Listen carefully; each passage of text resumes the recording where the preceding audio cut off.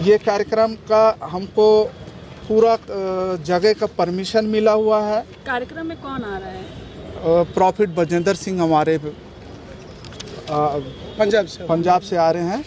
और थोड़ा सा दूर रखिए ना, थोड़ा सा सुनाई तो, दे देना। लाइट का भी परमिशन इसका मिला हुआ है, जगह का भी परमिशन मिला हुआ है, 40,000 रुपये का इसका रसीद भी कटा हुआ है। फिर भी हमने पूरा परमिशन लेते हुए मतलब एसडीएम साहब के पास लगाए थे। एसडीएम साहब ने सेक्टर 6 थाने में भेजा और थाने में भेजने के बाद 1.5 महीने से हम सब मसीह समाजों को घुमाया जा रहा है कि कल परमिशन कर देते हैं, परसों कर देते हैं। ऐसे करते करते 1.5 महीने से हमारे को घुमाया जा रहा है। अभी तक हमारी जगह का परमिशन, जो ध्वनि और सुरक्षा का, जो हमारे सुरक्षा सेफ्टी का जो दायित्व रहता है, उसको बिल्कुल नहीं दिया जा रहा है। और हमारे समाज को हेलो प्रेज द लॉर्ड। जैसे कि आप देख रहे हैं राष्ट्रीय जय यीशु मानव सेवा और प्रभु में आप सबका भाई आशीष राजकुमार, और इस समय गुजरात की धरती से आप सभी के सामने पधारते चला जा रहा हूँ। इस समय हमारे गुजरात के अंदर ज्यादा गर्मी होने के कारण हमें थोड़ा पसीना भी आ रहा है, तो कोई बात नहीं, परमेश्वर के नाम की स्तुति हो। सारे मौसम के साथ हमें आगे की ओर बढ़ते ही चले जाना चाहिए।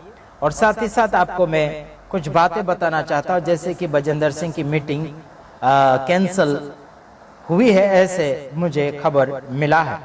और साथ ही साथ जैसे कि मोजेस लोगन पहली बात में, यानी कि पहले एक वीडियो बनाकर भेजा था कि मीटिंग हो, उन्होंने एक वीडियो भेजा था, है ना। तो वो वीडियो मैं आपको बताता हूँ। उसके बाद में दूसरा वीडियो बताऊंगा कि वो लोग परमिशन मांगने के लिए गए हैं, है ना, यानी कि जिला कलेक्टर के पास में इजाजत मांगने के लिए गए। पहले तो वीडियो बना कर भेज दिया लोगों के सामने कि डोनेशन देंगे, दान देंगे करके, चिंता ना करे। पैसे हड़प लिए और हड़पना चालू भी है, और यह गद्दार व्यक्ति है, सावधान रहिए। मीटिंग का अभी कोई भी खुलासा सामने नजर नहीं आया है ना। देखिए ये वीडियो, देखिए इसने क्या कहा इसी वीडियो में। हाँ, देख लीजिए। आप सभी को जय मसीह की। मैं पास्टर मोजेस लोगन आप लोग के बीच में आया हूँ। जैसा कि आप लोग जानते हैं कि 23-24 अक्टूबर को हमारे मसीह समाज का आशीषों का पर्व मनाया जा रहा है, जिसमें पंजाब से प्रॉफिट बजेंद्र सिंह जी हमारे बीच में आ रहे हैं। तो मैं 23-24 तारीख को छत्तीसगढ़ में आ रहा हूँ। अक्टूबर में छत्तीसगढ़ में भिलाई में क्रूसेड करने। आप सब छत्तीसगढ़ सब पहुंच जाओ। परमेश्वर का आत्मा काम कर रहा है आपकी लाइफ में, यीशु मसीह के नाम में। ये मसीह समाज का प्रोग्राम है। इस प्रोग्राम में आप लोग किसी भी गलत फहमी में ना रहिए। मेरा निवेदन है, आप लोग इस मीटिंग के लिए भी प्रार्थना भी करिए, और इस मीटिंग में आप लोग बढ़ चढ़कर सम्मिलित होइए और आशीषित होइए। मीटिंग होगी करके इसका कहना है। लेकिन दूसरा वीडियो में आपको बताऊंगा, उसमें रिक्वेस्ट करने के लिए गए हैं, यानी कि जिला कलेक्टर के पास में रिक्वेस्ट करने के लिए गए कि हाँ उनको परमिशन मिलना चाहिए, उनको इजाजत मिलना चाहिए करके। तो कितने फ्रॉड व्यक्ति है। पहले तो बोलते हैं लोगों को कि मीटिंग होगी, हमें देखने के लिए ये मिलेगा कि सिफारिश कर रहे हैं लोग, वहां पर मांग कर रहे जाकर, है ना। तो वीडियो मेरे सामने आ चुका है, अगला वीडियो देखिए। हाँ जी, बताएंगे आप लोग यहाँ पर आज क्यों आए? यहाँ पर हम लोग अपना ज्ञापन लेके आए हैं कलेक्टर मैडम के पास, जिससे कि हमारा जो प्रांगण है सेक्टर 7 का, जिसमें हमारी दुआ प्रार्थना और आराधना होती है, वहाँ पर मतलब हमको जगह चाहिए, हमको क्या चलाने के लिए अनुमति चाहिए, और हमको शासन प्रशासन से सुरक्षा चाहिए, ताकि वहाँ किसी बात का दंगा फसाद, लड़ाई झगड़े, मारपीट ऐसी बातें नहीं हो सके। पहले भी आपको बता दिया, ये मसीह समाज का कार्यक्रम है। इस कार्यक्रम में मसीह समाज को ही हम निमंत्रण दिए हैं, कोई अन्य जातियों को और किसी लोगों को हमने नहीं दिया है। जैसा कि आप बोल रही थी कि बजेंद्र सिंह लोगों को चंगा करते हैं, चलाते हैं। मैं आपको बता दूं, बजेंद्र सिंह जी, प्रॉफिट बजेंद्र सिंह जी चंगा नहीं करते। जो विश्वास से प्रभु को ग्रहण करते हुए आता है और विश्वास के साथ उस कार्यक्रम में आएगा, निश्चित मानिए उसको प्रभु ही चंगा देगा। आप विश्वास से आइए, अपनी समस्या प्रॉब्लम जो भी लेके आइए, प्रभु आपकी हर एक समस्या प्रॉब्लम को दूर करेगा। रतन यादव जी का कहना है कि इस तरीके से तो बजिंदर जी मेडिकल साइंस को चुनौती दे रहे हैं। तो वो तो गलत बोल रहे हैं ना।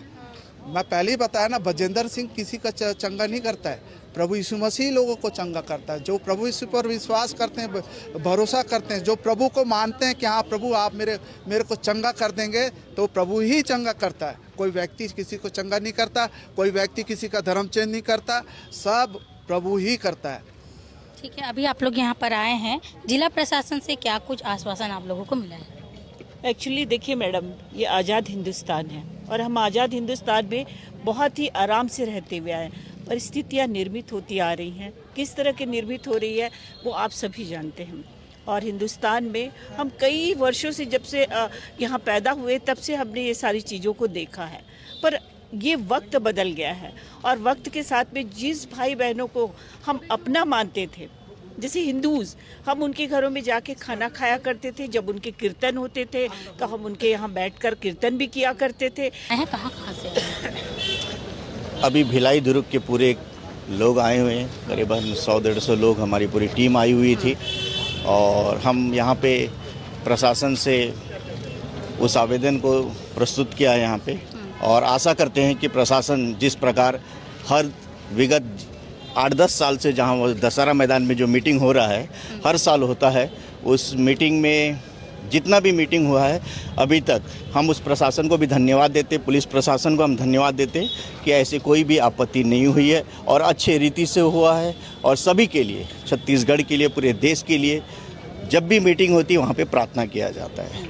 और हम ये आशा भी अभी करते हैं, जो आश्वासन कलेक्टर साहब ने दिया है हमें कि वो परमिशन हमें देंगे, और इस परमिशन में ये विश्वास है हमें, और ये मीटिंग सफलतापूर्वक सभी के लिए होगी। और इसमें ऐसा कुछ ही नहीं है, खुला मंच है, खुला मंच में आके सभी लोग, मीडिया लोग हैं, मीडिया को भी हम आवेदन करते हैं, आके देख सकते हैं।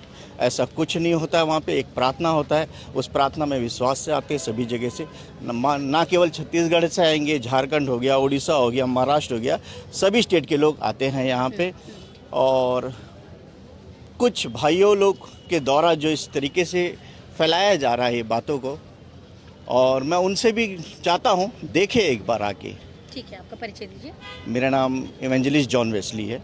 धन्यवाद। ठीक है, तो आपने देखा कि ये जो भीड़ लगी हुई है अभी जिला मुख्यालय में, ये मसीह समाज के लोग हैं और बजिंदर जी के सभा का ये लोग सपोर्ट कर रहे हैं। ये लोग चाहते कि ये एक प्रार्थना सभा है जिसको अनुमति मिले, और लगातार बजरंग दल इसका विरोध कर रहा है। तो आगे क्या निर्णय आता है जिला प्रशासन से, ये तो बाद में ही पता चलेगा। जो भी अपडेट रहेगा वो हम आपको देंगे, बने रहिए हमारे। हाँ, तो दूसरा वीडियो भी आपने देख लिया। अब मैं बात ये करना चाहता हूँ कि जो मसीह में व्यक्ति होता है वो झूठ नहीं बोलता है। बजरंग दल वालों ने वहां पर रोक करी, और साथ ही साथ मैंने बोलकर रखा बजरंग दल वालों को कि वहां पर रोको, है ना, किसी भी प्रकार से, मतलब कोई भी हालत में मीटिंग नहीं होना चाहिए।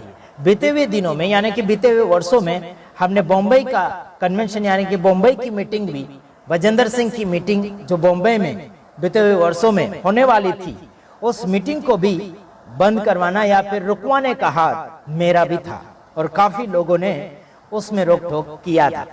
साथ ही साथ आपको मैं बताना चाहता हूं, ये सब मैं ऐसे क्यों कर रहा हूं, क्योंकि मसीह समाज को बिगड़ने से बचाना चाहता हूं, मसीह समाज को लुटाए जाने से बचाना चाहता हूं, मसीह समाज को गद्दार लोगों के साथ में रहने से छुड़ाना चाहता हूं। ठीक है, तो आपको मैं अगला समाचार सुनाना चाहूंगा वचन के साथ। लोग हमें बोलते हैं कि न्याय मत करो आशीष, न्याय मत करो, परमेश्वर न्याय कर लेगा। ऐसे करके हमारे पास संदेशा भेजते हैं, ऐसे करके हमारे पास वचन भेजते हैं। मत्ती 7 का एक वचन भेजते हैं कि दोष मत लगाओ ताकि तुम पर भी दोष ना लगाया जाए। ऐसे करके वचन मेरे पास भेजते हैं। क्या मैं पढ़ना नहीं जानता हूं क्या बाइबल? क्या मैं उस वचन को नहीं जानता हूं क्या? ऐसे भी वचन लिखकर भेजते हैं कि न्याय मत करो। क्या मैं वचन नहीं जानता हूं क्या, न्याय करना या नहीं करना? क्या मैं नहीं जानता हूं क्या न्याय करना या नहीं करना? मैं मसीह लोगों के विरोध में जो विरोध करते हैं कुछ संगठन ऐसे लोग हैं, उनका भी मैं सामना करता हूं, और मसीह समाज में जो गद्दारी फैला रहे हैं, मसीह समाज में गड़बड़ियां फैला रहे हैं, तो ध्यान रखिए उनका भी मैं पर्दाफाश कर रहा हूं। तो वहां की मीटिंग के लिए कूपन बनाया गया है, सामने मैं कूपन रखता हूं, उसके बाद में वचन बताऊंगा आपको। मैं कूपन रखता हूं, उसमें लिखा है ये, यानी कि 20,000, 10,000, है ना, फिर 5,000, फिर 3,000, ऐसा ऊपर नीचे कम ज्यादा रेट वहां पर मतलब कीमत लिखी गई है उस प्रोग्राम में शामिल होने के लिए, उस प्रोग्राम में भाग लेने के लिए, या फिर वहां स्पेशल जो प्रार्थना होगी या फिर कोई अन्य होगा, तो उस बात के लिए बिल भरना पड़ेगा, कूपन बनाना पड़ेगा, या फिर क्या बोलना चाहिए कि पास एक कार्ड जैसा आएगा। यहाँ देखो ये कार्ड, उसमें कीमत लिखी गई है। वहां का प्रोग्राम में बैठने उठने के लिए आपके पास पैसा लिया जाएगा, हर किसी के पास नहीं लिया जाएगा। कुछ ही लोग, गिने चुने लोग वहां पर खरीदेंगे उस कार्ड को, जो पैसे वाले होंगे वो उस कार्ड को खरीदेंगे। तो ये कम भाव लगाया इन्होंने, लेकिन अलग से इन्होंने ज्यादा भाव एक्स्ट्रा से लगाया होगा। कहीं ना कहीं ये अलग एक रूम में बुलाएंगे, वहां पर ज्यादा भाव करेंगे। हमने सुना 20,000, 25,000, उससे ज्यादा भी हमने सुना है। वहां पर क्या होता है, इनके मीटिंगों में मिट्टी बिकती है, तेल साबुन बिकता है ना। रुमाल का तो खास मैंने नहीं सुना है उसके बारे में। रुमाल एक रमन हंस करके बेचता है। तो ये लोग प्रार्थना बेचते हैं। तो गिने चुने लोग ही चमत्कार पाकर जाते हैं, सारे लोग चमत्कार पाकर नहीं जाएंगे, है ना। तो ध्यान रखिए, ये लोग दलाल आ चुके हैं। क्या बोलना चाहिए, ये मोजस लोगन, ये गद्दार व्यक्ति है, ये फ्रॉड व्यक्ति है। इसके ऊपर काफी केस लागू हुए हैं और ये अभी बुढ़ा हो चुका है, खून में जान नहीं है, खून के अंदर ताकत नहीं है, बस बोलने में भी दम नहीं है, पेट के अंदर का पानी नहीं हिलता इसके अंदर से। तो ध्यान रखिए, बस इसकी आदत है पैसे लूटना और पार्टियां बदलना। तो ध्यान रखिए मसीह भाइयों बहनों, चमत्कार के लिए, केवल चमत्कार के लिए अपनी जिंदगी मत बिगाड़ो। ईमानदारी के साथ अगर आप विश्वास करके अगर आप प्रार्थना करेंगे, प्रभु आपकी प्रार्थना को सुनेगा। अपनी जिंदगी और अपने विश्वास को बेचो मत। समझ में आता है मेरे भाइयों बहनों। तो खरीदा हुआ चमत्कार जो है वो आपको फायदा, मैं आपको बताना चाहता हूं, खरीदा हुआ चमत्कार आपको और मुझे नहीं चाहिए। जैसे कि मैं आपको बताना चाहता हूं 20,000 में, 10,000 में, 5,000 में, 3,000 में कार्ड यानी कि पास बनाया जा रहा है। छत्तीसगढ़ में प्रोग्राम हो रहा है चमत्कार का, तो पास बनाया जा रहा है। मैं आपके सामने रख दूंगा पास, वो खरीदा जाएगा, उसके लिए प्रार्थना की जाएगी, वो सुधरे या ना सुधरे। लेकिन जैसे वैसे धक्का पाल्टी करके उसको दौड़ा देंगे स्टेज के ऊपर कि चंगा हो गया, दौड़ो दौड़ो दौड़ो करके, घर जाके वैसा ही हो जाएगा। क्योंकि हमारे गुजरात में भी ऐसा हुआ, काफी लोग परेशान थे, उनके ऊपर चमत्कार नहीं हुआ, उनके ऊपर प्रार्थना भी नहीं करी गई। कुछ लोग चमत्कार पाए, है ना, और कुछ लोग नहीं पाए। तो ध्यान रखिए, हर चमत्कारी मीटिंग में बंद करवाने का भाग मेरा होता है। बजरंग दल वालों को कौन भेजता है? मैं भेजता हूं। अच्छा करेंगे तो साथ देंगे, बुरा करेंगे तो रुकवाएंगे, टुकवाएंगे, ठुकवाएंगे। बाइबल के अनुसार हम बात करते हैं, बाइबल में यह लिखा, अपने बच्चों को छड़ी मारोगे तो वो मरेगा नहीं, लेकिन वो सीखेगा, सबक सीख जाएगा कि बुढ़ा हो जाएगा, सफेद बाल हो जाएंगे, तब तक वो शिक्षा को पकड़कर जिंदा रहेगा। तो हम झूठे भविष्यवक्ताओं से, झूठे प्रचारक से, झूठे पास्टर से बचाना चाहते हैं आम जनता को। हम किसी का पक्षपात नहीं करते हैं। जो आदमी अपने आप को बचाना चाहता है, नरक से बचाना चाहता है, तो सच्चाई में आगे बढ़ो, झूठ का साथ नहीं देना। सच्चाई जो इंसान बोलता है उसके साथ कोई नहीं होता है। जितना बेईमान बोलोगे उतना आपके दोस्त बढ़ेंगे, उतना आपके साथ खाने पीने, उठने बैठने वाले रिश्तेदार बढ़ेंगे, आपको वाह वाह करेंगे, आपकी तारीफ करेंगे। लेकिन जब सच्चाई आप बोलने लग जाएंगे, आपके साथ लोग दगा करेंगे, आपको मारेंगे, पीटेंगे, गांव से निकालेंगे, घर से निकालेंगे, दोस्ती से हटा देंगे, है ना, साथ में बैठने उठने से आपको दूर कर देंगे। यीशु मसीह के साथ भी ऐसा ही हुआ था। बड़े बड़े राजा लोग कुर्सी छोड़कर यीशु मसीह को मारने के लिए तलाश कर रहे थे, कहां इसको पकड़े, कहां इसकी गलती पकड़े, कहां इसको मारे। गलती ढूंढने के लिए दौड़ रहे थे यीशु मसीह की। यीशु मसीह की कोई भी गलती जिंदगी भर नहीं पकड़ाई। अभी तक यीशु मसीह की गलती कोई पकड़ नहीं पाया। मेरे यारो, तो सच्चाई का साथ अगर देना है तो बाइबल को पढ़ो। झूठ का साथ दोगे तो नरक में डुबकी मारोगे। आपने पानी का बपतिस्मा तो लिया है, लेकिन बाद में परमेश्वर तुम्हें नरक की डुबकी लगवाएगा। तब जाके पता चलेगा कि सच में आग का बपतिस्मा ऐसा होता है। तुम लोग बोलते हैं ना कि पवित्र आत्मा जब आता है तो वो आग होता है। आग वाला वो बपतिस्मा नहीं है। आप समस्या में, विरोध में, और बाद में जो लास्ट वाला जो आपका बपतिस्मा जो होगा ना, वो नरक वाला बपतिस्मा, वो किसी को सहन नहीं होगा।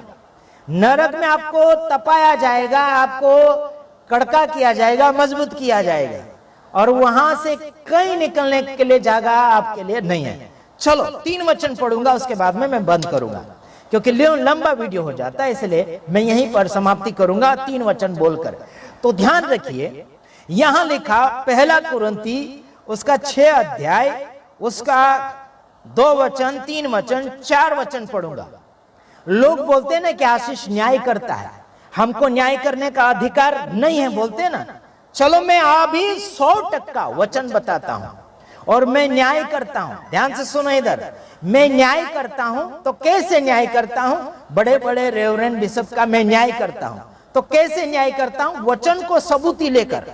चलो ठोस सबूत मैं बताता हूं। वचन में लिखा है 1 कुरिन्ती उसका 6 अध्याय उसका 2 वचन से 4 वचन तक। यहां लिखा, क्या तुम नहीं जानते कि तुम पवित्र लोग जगत का न्याय करेंगे? देखो, तुम पवित्र लोग दुनिया का न्याय करेंगे, जगत का न्याय करेंगे। जो दुनिया में लफड़ाबाजी चल रहा है, गड़बड़िया चल रहा है, इसका हिसाब करोगे तुम, उसका न्याय करोगे तुम वकालत करोगे।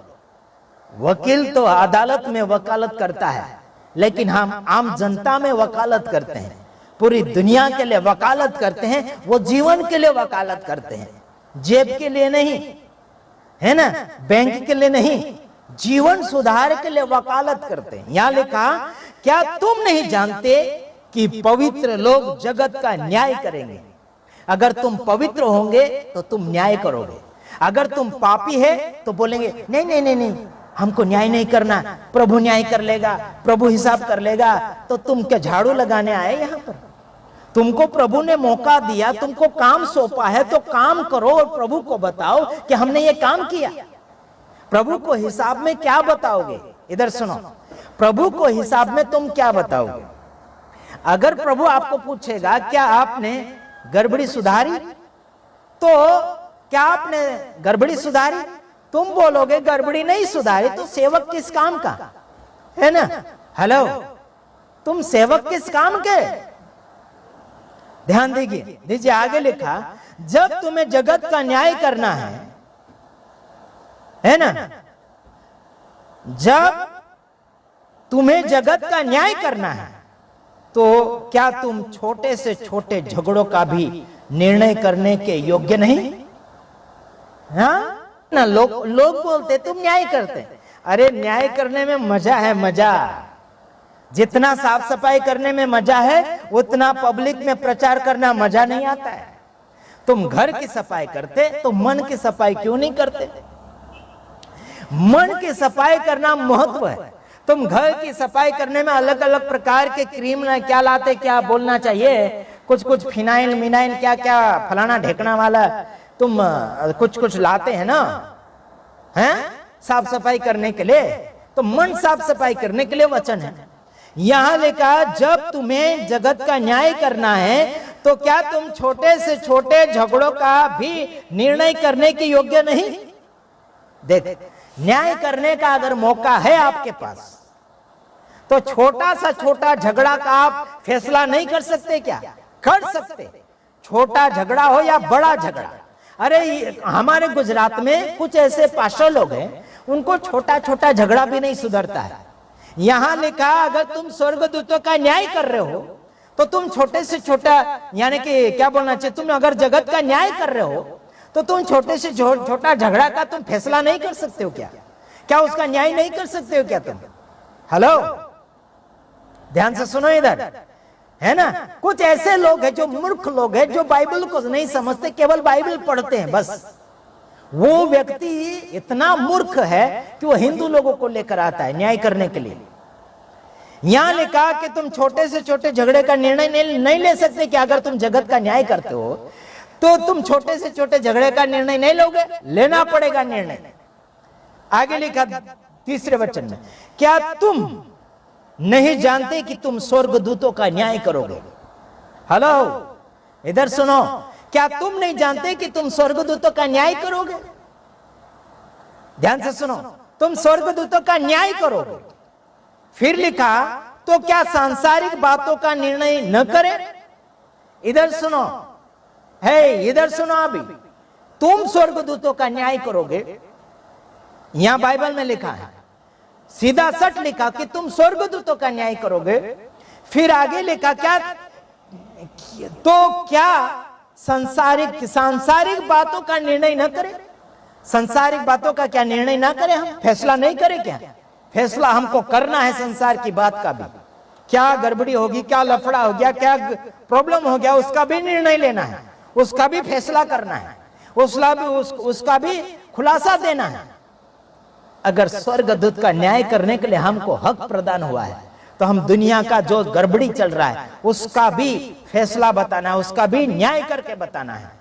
हमारे गुजरात में हिंदू लोगों को लाते हैं न्याय करने।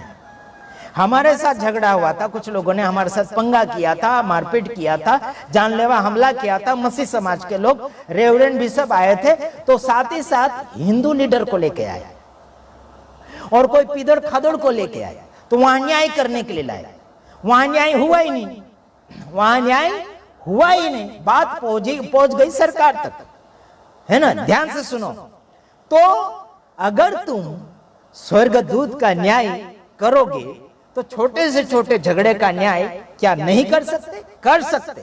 अगर नहीं आता तुमको तो चाहे 50 साल की सेवा, चाहे 20 साल की सेवा, चाहे 10 साल की सेवा, चाहे 1 साल की सेवा, चाहे कितने भी साल की सेवा, तुम्हारी जीरो में गई, जीरो में गई, तुम माइनस चले गए, कोई काम का नहीं तुम्हारी सेवकाई। चाहे कितनी भी आत्मा तुमने बचाई होगी, जैसा तुम हो वैसे तुम्हारी बचाई हुई आत्मा है, जैसा गुरु वैसा चेला, दोनों नरक आग में ठेलाम ठेला हो जाएगा।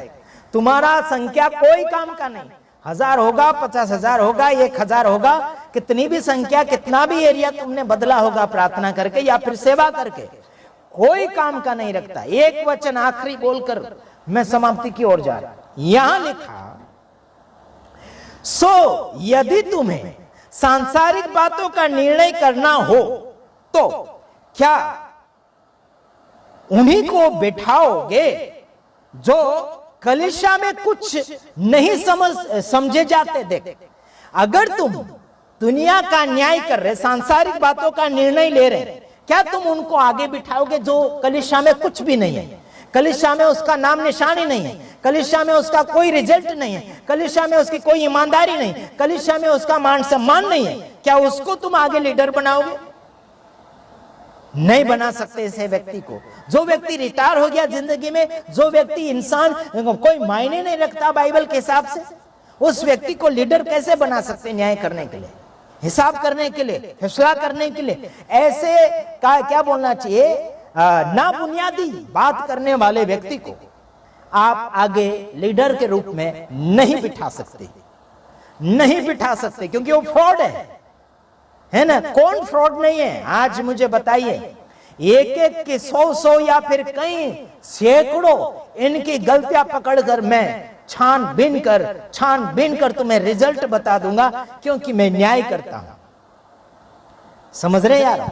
जो व्यक्ति न्याय नहीं करता है, जो व्यक्ति फैसला नहीं करता है, वो सेवक भी नहीं है, और वो क्या बोलना चाहिए, केवल टाइम पास कर रहा है, खाने के लिए जी रहा, बस क्या करने के लिए जीता? खाने के लिए, बस पेट भरने के लिए जीता, बस मान सम्मान ढूंढने के लिए जीता, बस रविवार के लिए जीता, बस भक्ति के लिए जीता, बस सभा और प्रोग्राम के लिए जीता, बस मान सम्मान के लिए जीता है ना? ऐसा जीने वाला व्यक्ति एक एक सांसों की धड़कनें गिन गिन कर जी रहा है। उसको अपने जिंदगी का ठिकाना ही पता नहीं, ना जाने कब मर जाए। सांसों की गिनतियां इसको पता नहीं, कभी भी इसकी आखिरी सांसों की धड़कनें चल सकती है। हाँ, तो क्या मैं बोल रहा हूं, फालतू व्यक्ति को लीडर ना बनाएं, फालतू सेवा ना करें, डुप्लीकेट सेवा ना करें, परंपरा रीति रिवाज ना करें, साहेब साहेब बोलने वालों को हटा दो, है ना, फुलहार पहनाने वालों को हटा दो क्योंकि मूर्ति पूजा है, 40 उपवास करने वालों को हटा दो क्योंकि यीशु मसीह ने रात दिन 40 उपवास किया। यीशु मसीह ने नहीं बोला कि तुम 40 उपवास करो, नहीं बोला। यीशु मसीह ने नहीं बोला कि तुम गुड फ्राइडे करो, पुनरुत्थान करो, क्रिसमस करो, नया साल करो, बर्थडे करो। ये यीशु मसीह के चेलों ने नहीं किया, यीशु मसीह ने नहीं किया, तो ये कर रहे। इनको कौन सी बाइबल ने सिखाया? इनको कौन से पास्टर ने सिखाया? इनको कौन सा ज्ञान मिला? वो बाइबल के अंदर तो नहीं लिखा। अगर ये बाहर से कर रहे हैं तो ये चटरे, वो जैसे बोलते हैं ना, हड़कीला कुत्ता जो रास्ते के ऊपर घूमता है, जहां वहां रोटी ढूंढता रहता है, वह इधर उधर वो घर वो घर, ये घर वो घर, ये घर वो घर घूमता है ढूंढते ढूंढते कि कहीं रोटी तो नहीं मिल जाए खाने के लिए, और आसरा तो नहीं मिल जाए थोड़ा आधा एक घंटा 2 दिन 4 दिन रहने के लिए। तो ऐसे होते झोला छाप सेवक, झोला छाप सेवक। इधर उधर बैग भर लेंगे, इधर उधर जेब भर लेंगे, इधर उधर पेट भर लेंगे, उनको बोलते हैं झोला छाप सेवक। सावधान रहिए, हम दूसरे वीडियो में आएंगे और दूसरा खुलासा लेकर आएंगे। तब तक के लिए हम आपसे विदाई चाहते हैं। God bless you, praise the Lord, आमीन।